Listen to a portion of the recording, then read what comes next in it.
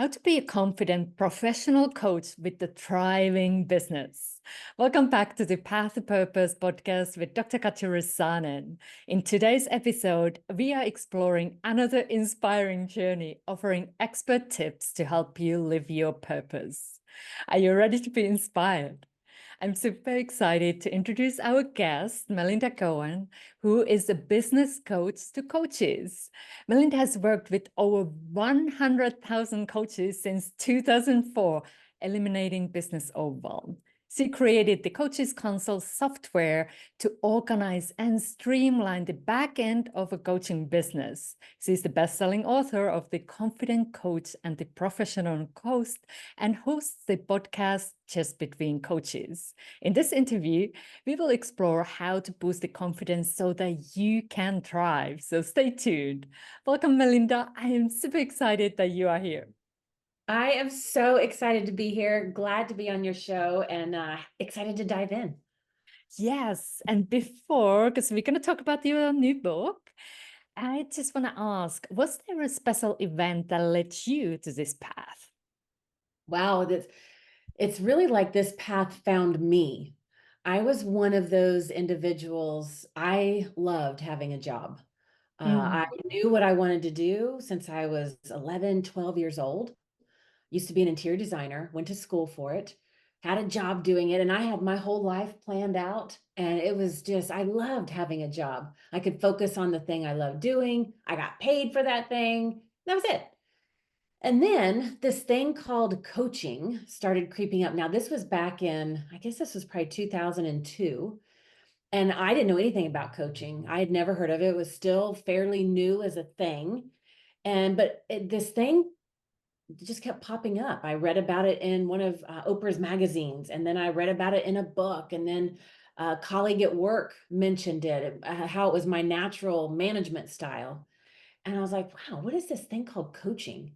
And I've learned over all my years that when something happens in a pattern of three, you better pay attention. And Yes. so there was a pattern of three, and I'm like, what is this thing called coaching?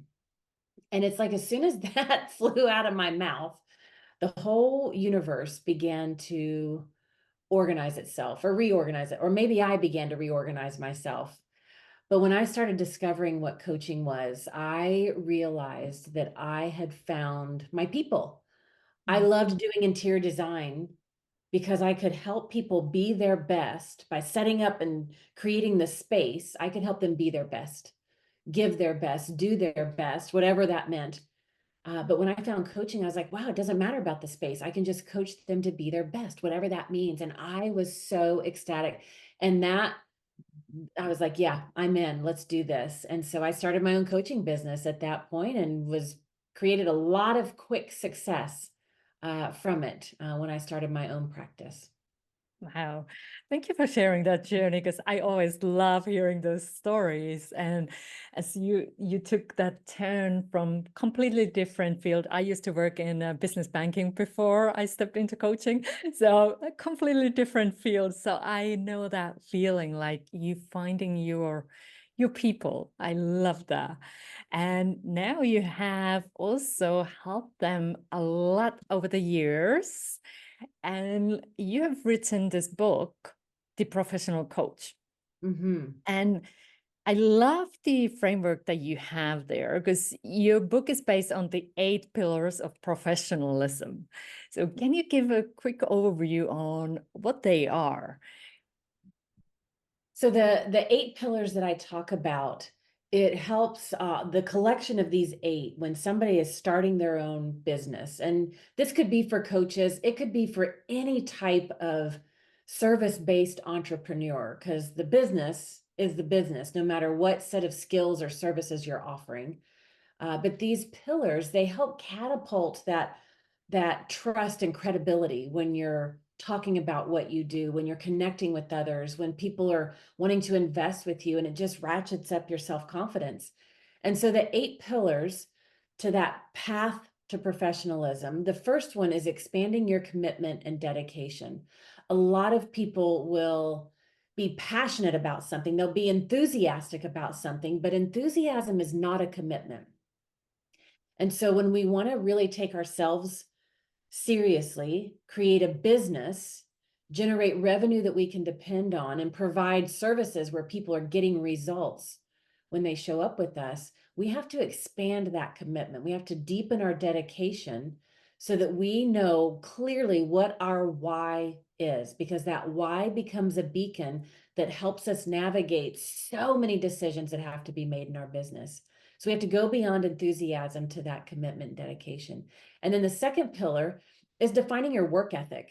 And one of the things that I've seen with coaches over the, over 20 years I've been doing this now, is a lot of people think work ethic means work long hours, push that boulder up the hill, like the grindstone, work your fingers to the bones, like all that kind of stuff. They mistakenly believe that you have to put in the blood, sweat, and tears for success to be inevitable. And when we visit this second pillar, defining your work ethic, we really understand that it's not about working hard, it's about working smart. And we have to understand what that means so that as we're working, now there's a lot to do. There's a lot of actions to take. Don't get me wrong. But we're doing it in a way that we can protect our joy on the journey, that both can be possible. And then the third pillar is creating your unique value proposition. And this is where we get to own our awesomeness. What makes us uniquely us that people resonate with? Because not everybody's going to resonate with you. Not everybody resonates with me. But there are certain things that I do that people are like, wow, I really like that approach. Or for other coaches, it's like, I don't care for that one, but I love this one. And so we have to get clear on what our unique value proposition is. And then the fourth one, and this one's really overlooked a lot. The fourth one is establishing accountability to outcomes. You know, it used to be in the coaching industry, people thought, well, the client has to do all the work. Like they're 100% responsible for their results. And that is true. They're 100% responsible for doing their part to get their results. But we are 100% responsible for creating the environment in which they can thrive for those results to be possible. And we have to understand how to establish our part in that equation. And then the fifth pillar is designing the delivery of client support, because we have to support our clients. And it goes beyond just the coaching session or the online lesson and an online course.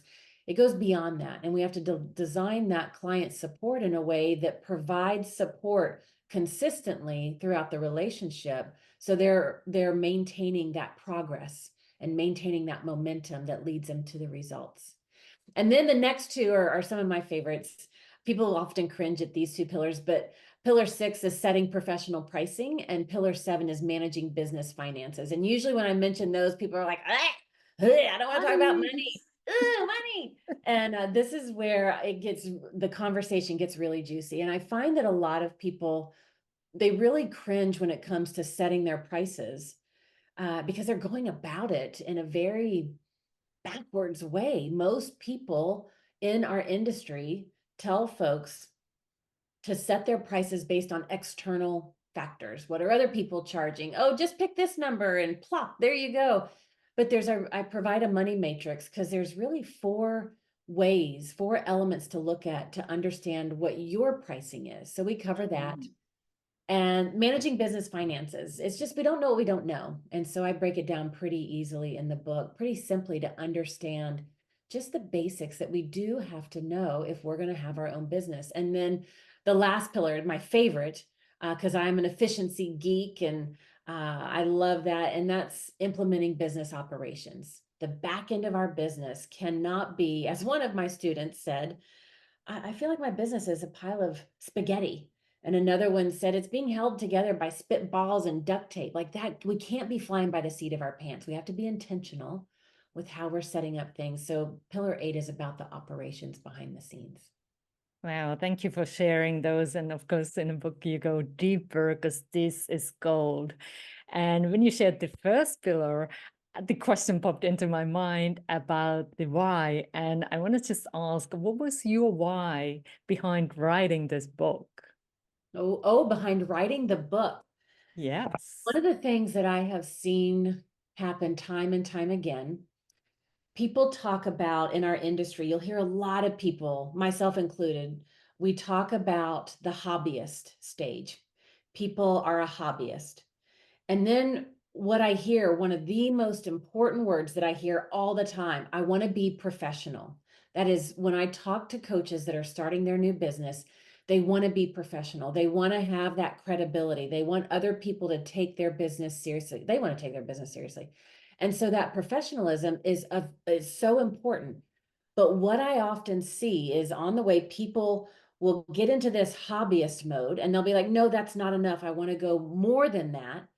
And they get to this place and they get stuck. They're not quite at that professional level yet, but they're stuck in this in-between place. And my why behind that was to shed the light.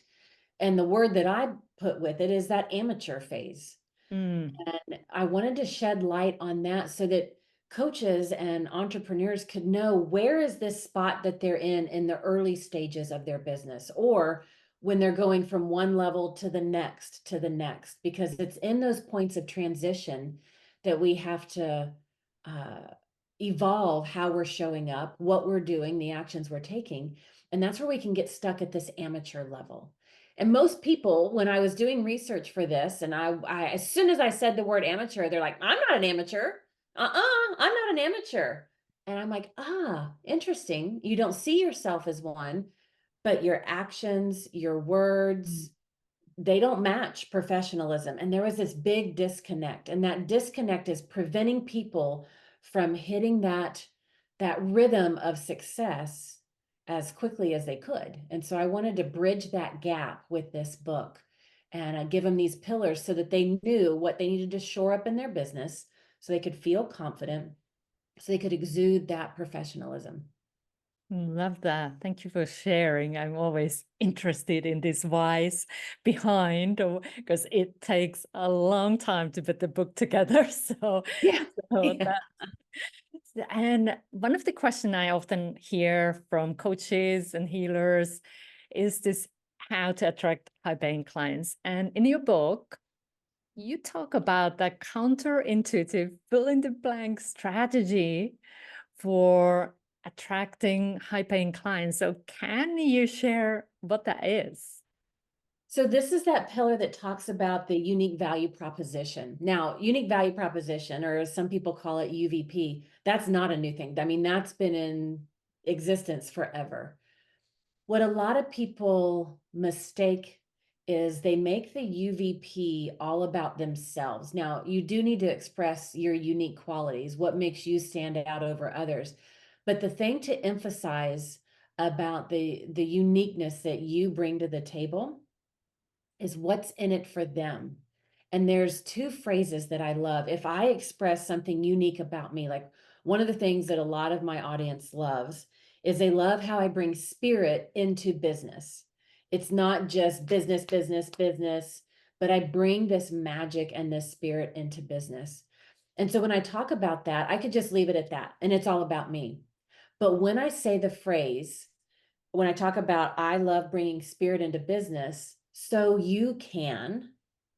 And when I interject that phrase, so you can, or a variation on it could be, and as a result, you will.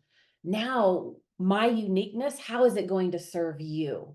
And that is what most people are listening for in conversations. What's in it for me? And I find that adding that so you can phrase immediately lets people know why this is important, how this resonates with me, and feel confident to take that step to work with you and invest with you. Oh, wow. I love that. And yes, we are always listening. What is it for me? And I know one of the things that is for our audience is that you also talk about is the resource you share with coaches.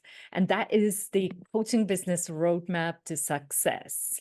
Mm. So can you reveal a little bit how having this roadmap help prevent coaches from working those hours and hours, countless hours, maybe 60 hours or even more, and spin their wheels without getting results?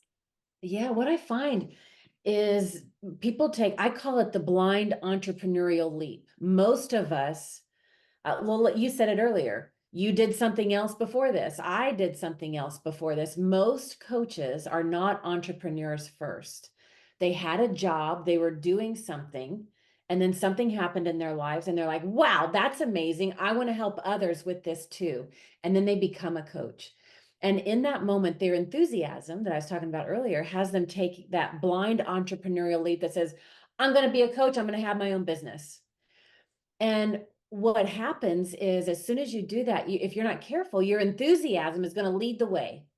And all of a sudden you're gonna be like, what do I need to do? I need to have a business. I want to get clients. Oh, I need this. Oh, I need, and you're going to start hearing from all kinds of people. And you got to do that. Oh, I got to do this. Oh, no, I need that. Wait, I got to have that. Oh, I need that too. And now you're in reactionary mode. It's like the tail is wagging the dog. And you have to be really careful with your enthusiasm. We got to channel that enthusiasm. But when you have a roadmap that gives you the phases, every phase that every service-based business is going to go through. I don't care if you're a coach, a healer, a practitioner, a consultant, a speaker, a trainer, a doula. We had a snake charmer once. It, like, whatever your skill set is, when you build a business around you providing a service to a client, you're going to go through 5 phases. Now, you may not get all the way to the 5th phase, depending on how big you want to grow your business. Some people, when I first started, I just wanted to replace my salary from the job I had gotten fired from. So back in the day, I was like, if I can make $50,000 from coaching income, like, whoop, that was going to be a massive win for me. And so that was what was successful. Another gal that I know, she's retired, but she didn't want to stop coaching and she travels. She's like, I just want my coaching income to pay for my husband and mine's travel. Great. Other people, I want 6 figures. I wanted 7 figures when I realized how awesome this was. But you're going to go through all the phases, or at least the first 4. And when you have a roadmap, inevitably, as soon as I put this roadmap, and there's a copy of it in the book, as soon as I put this roadmap in front of people, they're like, oh my gosh, that's where I am. And when they can locate themselves, a lot of the doubt begins, just melts away. You're able to focus on the right things and the right sequence, because you're like, oh, I'm here, and then I need to go there. But if you're in reactionary mode all the time with no guide or no reference, you're skipping around all over the place. And so you do something and then you're like, oh shoot, I got to do that. And oh, now I realize that's wrong. And there's all these gaps and holes in your business, which is why you have to work 60 hours a week, because you're all over the place. But when you got the roadmap, you know what to work on, when to work on it, the right sequence. So it builds on each other. Yeah. And now you're filling the gaps, you're filling the holes and filling in what's been missing. And that's why the confidence begins to ratchet up, because you're like, oh, I do have my act together. I do know what I'm doing, even though it's still brand new and I'm not there yet. I've got a plan. I have a path. And so just knowing that, it's like, okay, I can do this. And it gives them that energy they need to keep going. Yeah. And thank you for sharing. And one of the key words that I heard there was the right sequence. Because I think so many, and I have seen it and done it myself, like trying to implement things that were way out of my league when I got started. And of course, they didn't work. And then I was like, what's wrong with me? Exactly. Exactly. Because it's not working. And that's what a lot of people, I will hear them say, I'm not good at marketing, or I hate sales, or, oh, I tried that marketing strategy and it doesn't work. And what I have found is that when I go and look at their business, they've been skipping around. So there's a lot of elements missing behind the scenes that needs to be present for that marketing strategy to work. And what I have found is that when I work with folks and we kind of shore up things behind the scenes, and then they do the marketing, now the marketing can actually be effective. It can do what it's supposed to do. But the stuff behind the scenes has been missing, or it's kind of patched together or pieced together, and it's not as strong as it could be or should be or needs to be for marketing or sales or enrollments to be successful. Yeah, and that is really gold. Have that roadmap, seeing the steps, and also realizing where you are on the journey. Yeah. So I love that you are sharing it. And another thing, as you know, I love stories. And in this book, you tell a fascinating story how you can get clients unstuck using a simple trick from a world-champion dog trainers that you know. So please, can you share that story with us? So I was in a mastermind for a number of years. And this other gal that was in it, Susan Garrett, she is the world champion dog trainer, dog agility trainer. She is amazing when it comes to dogs. We have a 2-year-old Bernie Doodle. And when I knew, before we even got him, I knew we were going to get him, and it was going to be about 3 months before he came home. And I called Susan and I was like, oh my gosh, what do I do? And so she helped me train the dog. But I remember this one time in the mastermind, she said this thing. And as soon as she said it was about dog training, but as soon as she said it, I was like, oh my gosh, like this is true for our coaching clients. So, kind of forgive me for comparing coaching clients to dogs, whatever, but it makes sense. And so what she talked about was the dogs, when she's working with a dog and training them, and she gives the dog a command, if they don't if they're not successful with that command, she does not blame the dog. She first looks at what did I do with the environment that I put that dog in? What do I need to change about that environment that I put the dog in so they can be successful? And I was like, oh my gosh. And she has this phrase, your dog is doing the best they can with the training they've been given in the environment which they've been put in. And I was like, what? That's the same is for our clients. When our clients, when they say yes to a piece of homework or an action item, and they make that commitment and they don't do it, this is what pillar 4 is all about. Rather than saying, why didn't you do this? Don't blame the client. First, look at ourselves and say, well, what was the environment that I put them in? What was the space that I created for that client to be successful? Because if you're coaching a client and you haven't given thought to the space that they're learning in, or what additional tools or resources would be helpful for them to create transformation, then you're relying on your clients to succeed while maintaining the very spaces and habits that have kept them stuck. And so I love what Susan said. It's like, wait a minute, how can I change the environment, the tools, the resources, and the container that my client is in so they can be successful?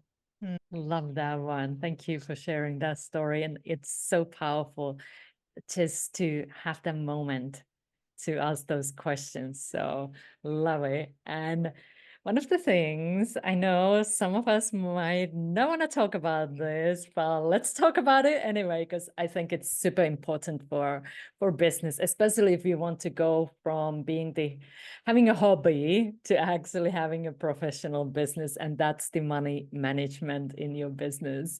And you talk about Money Mondays to boost your financial confidence. So can you share what it is? What are Money Mondays?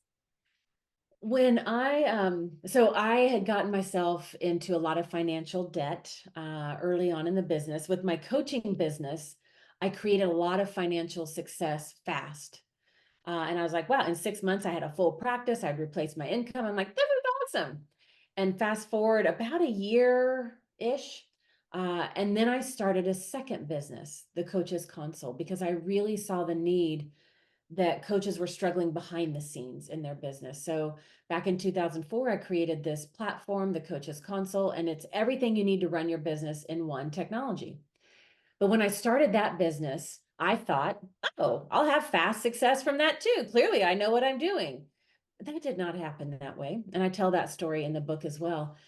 But I never changed my lifestyle. And so I got myself into financial trouble. And when I was working with a mentor of mine, she said, do something regarding your money every day that scares you. And one of those things is to talk about it regularly, consistently. For me, it was because there was a lot of shame and guilt and embarrassment and all those funky, heavy feelings. And so at the time, my husband and I, we created Money Mondays.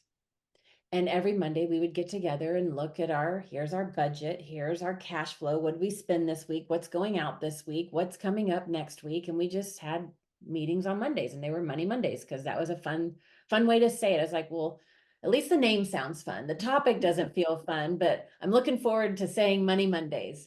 And then I brought it into the business, and my business partner and I started having regular meetings to look at our profit and loss statement, to look at our cash flow, to look at our budget. And in the early days, we're like, we don't really know what some of these terms are. We don't know what this means, but we're looking at it. And the consistency with doing that allowed us to get more comfortable and more familiar. So then it became not as daunting. And it was like, oh, I get that now. I understand that. But it came with the consistency. And that's what Money Mondays is about. Is even though it scares you, even though it feels daunting, sit with something regularly and let it be fun. Let it be Money Mondays or whatever you want to call it. Love that, because it is really not avoiding this, because it's, if you want to have a business, you need Yeah. to have that Yeah. comfort to talking about money. And let's continue talking about the money, because another thing that can be tricky for many is the pricing packages and services and offers. And in your book, you provide the money matrix, another lovely word, how you say it, money matrix. And you talk about setting aligned pricing. So Mm-hmm. can you share a little bit more about that? Yeah, a lot of I mentioned it a little bit ago that the industry, I just see a great disservice that our industry does for coaches, healers, practitioners, entrepreneurs of all types. And they will just say, well, just price it at this. And then somebody's blindly taking that price, but they don't understand why is it priced at that. And when that understanding is not there, you can't locate confidence. It's like, oh God, is that a lot? Is it too much? Is it enough? I don't know. Mhm. And so when you take that lack of confidence and doubt and even confusion into conversations, they're not going to go well when you're trying to talk to somebody else. That's right. But the money matrix, it brings 4 different vantage points to help you look at how can you price your services. And a lot of people, I don't know if you hear this, but in our industry, I hear this so often. And this is, I'll get on this little soapbox for just a quick moment. And if you say this, I'm sorry, we'll figure out how to move through this together in an awkward way. But a lot of people will say, charge what you're worth. Mm, And I cringe every time I hear that. Now, charge what you're worth. Most people don't mean ill will when they say that, but I truly believe I'm a stickler for words and meanings because it creates our reality. And so charge what you're worth. People with all their backgrounds and all their upbringings, it's like, well, I want to put this price tag on it, but who am I to charge that much? And I can't, I don't want to take advantage. And then there's all this psychological stuff that gets mumbled up in it. But when we realize that our worth is priceless, irregardless of what we right. do or don't do, our worth is priceless, regardless of what price we put on a package or not, whether we give it away or charge for it, whether we have a high ticket or a low ticket, like we are priceless. So first and foremost, remember that. Then we create and charge according to the transformation that our services provide. When we can charge in alignment with the transformation that the services, when somebody works with me and the outcomes that they get, the results and the transformation they get because they worked with me, because of coaching, what's that worth? That now we're getting into aligned pricing. And when you have aligned pricing, the person on the other side of the enrollment conversation, they can feel the value. And when people understand the value and understand the priority of creating change, that's when they invest with you, not in just a random number that you've stuck on a package because somebody told you to. So the money matrix walks the reader through 4 different vantage points, if you will, to find your sweet spot for what your pricing should be so it's in alignment. And the first one is the client results. What are the results when somebody shows up, does the work, and works with you? What is the value of those results? The second one is looking at what do I bring to the table? What do I provide my client in this package or this course or this program that's going to set them up to get results? And what are the costs? There might be hard dollar costs associated with that. And then the third vantage point is this. I love this question. Why are my services a necessity? And sometimes a better way to answer that question is if I said, Dr. Katja, if somebody doesn't work with you and they don't create this transformation in their lives, what's the negative impact going to be in their world? And when we can understand the negative impact that somebody's going to have if they don't make the transformation that we can help them with, it creates this level of value. You really begin to see how vital and important this is. And then the fourth one is market price, because you do have to answer, well, if they don't sign up with me, but they do want to create change, who are they going to sign up with? What are they going to pay? And so you look at all four of these to find your sweet spot where you should charge for your package or program. It doesn't matter what pricing you're setting. Love it. And I love that you are sharing that it's not about your value, because I Yeah. hear that too. And I'm like, "Ugh." So you can't put your value to the package because you are priceless. You are invaluable. Yeah, people So they've got enough money issues already. We don't need to layer on more money issues by saying, charge what you're worth. And then you're like, but I don't know. I must feel bad. Like, no, we can't confuse all that. We got to break it apart. yeah, And this is a great totally. way to do it. Totally. And one more question about if you would be willing to reveal what's one of your hidden advantages in that help you to create this sustainable business that you have and avoid burnout? Because that's the key there. Yeah. Many are building businesses, but then the burnout comes. Yeah. So if you have a tip there, I'd love to hear that one. Yeah. One of the, again, it's a perspective, and this is true in our industry. It's true in just about any industry. When somebody's starting a business, there's this image of pushing the boulder up the hill, and you have to put in the time. You've got to, nose to the grindstone, just push through, deal with it. And once you get there, then you can experience the success and be happy. And when I first started my journey, that just did not make sense to me. I'm like, why would I do this if it's going to suck for the next several months? Like, I can go get a job that I hate less than a sucky experience pushing a boulder up the hill. Like, no, I'm starting my business because I love this thing. So I want to love the process of starting my business. Like, that just made sense in my head. And so because of that, the way I organized myself was in a way to give of the overflow. I never wanted to be, that push the boulder up the hill, and then you're so exhausted. You're like, oh my God, hold on, time out. Let me go. I've got to recoup. Let me just go on, let me go on vacation. Or worse, you get sick and you're like, oh, I'm flat on my face.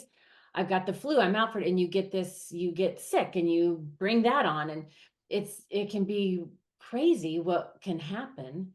But when instead of sputtering on fumes and then sputtering on fumes and continuing to sputter on fumes, like you would never get on an airplane if you knew the tank was empty, like that, you would just never get on that airplane. You're like, no thanks, fill Uh-oh. that tank up first, and then we'll go. Right. So we have to fill our own tank up. And I took it one step further than that, because most people are like, yes, you have to fill your tank up. And then they would fill their tank up. Okay, I'm ready to go. And then they would give. Whew, I'm exhausted. And then time out. Let me go rejuvenate. Okay, I'm filled up. Give. Oh my gosh, hold on. And then they'd rejuvenate and this stop, go. I mean, that right there is exhausting. And so my approach was, what if we could give of the overflow? What if we never had to have stop, go? And so one of the things that I talk about in the book is creating two types of self-care plans to protect the joy of what we love doing, to help us have fun on the journey and at the destination. And we have to understand on a day-to-day basis, what's our baseline self-care plan? Like, what do you do on a regular day that, what's your morning routine? How do you take a break? Do you love going for walks in nature? One of my team members, she loves taking her big, gigantic German Shepherd for a 2-hour walk. That brings her joy. Another team member, she loves going and riding her horses at her barn. I love playing with my dog and taking him for walks. Like, whatever that is for you, it can be anything. It could be just going outside and standing on your deck for a few minutes. But what are those things that fill you up? And what's your baseline plan that you have that you do every day? Because the secret is, to the degree that your actions ramp up in your business, your self-care has to ramp up simultaneously. And so me and my whole team, we create a baseline self-care plan. And then when we have a project, a launch, a campaign, an event, or whatever we're doing, we also have a project self-care plan. And we create those. We're intentional about them. We share them with each other so we can support each other in them. So we're always fueling constantly while we're giving.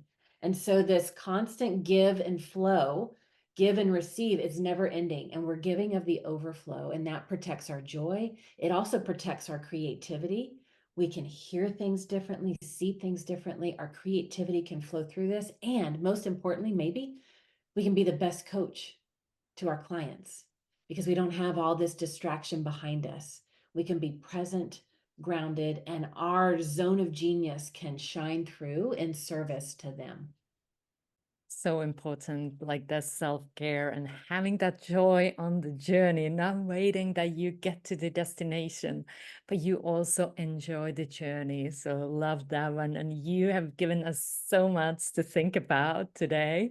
And I know your book is available for those who want to go deeper. So can you share a little bit more where they can find it, and also the additional resource or gift you have for the audience? Yeah. So the book, The Professional Coach, there you can actually go to theprofessionalcoachbook.com. And when you go there, of course, you can get the book. And in each of the pillars, I share different templates and various resources, like the roadmap that we talked about. And so there's a simple version in the book, or like a cash flow statement, or a lot of different exercises. And when you go to theprofessionalcoachbook.com, you can get the toolkit that goes with it. So you'll get all of the resources that I mentioned in the book, and you can download them to use for yourself, because I want to make sure you've got the tools that you need to be successful and feel confident in your business. Love that one. So I also put the links to the show notes below, so get them. And I highly, highly recommend this book. Is gold. And I just want to thank you for your time and just ask, do you have a final special message that you would like to share before we wrap up? Oh, the final message. What I would share is, you were created for this. You were born for this. And there's a lot of things that have to be tended to for your skills and gifts to shine through. Don't let haphazardness or fly by the seat of your pants or not knowing what you don't know, don't let that stop you. Let the pillars be your foundation. Let the roadmap be your guide so you can let your light shine brilliantly in all that you do in this world. Oh, that was so beautiful. Thank you, Melinda, and thank you for sharing your wisdom here today. And if you found this interview helpful, please give it a thumbs up and subscribe for more. And don't forget to check out the previous episodes too. And I'm sending you loads of love and light. Stay tuned. Bye for now.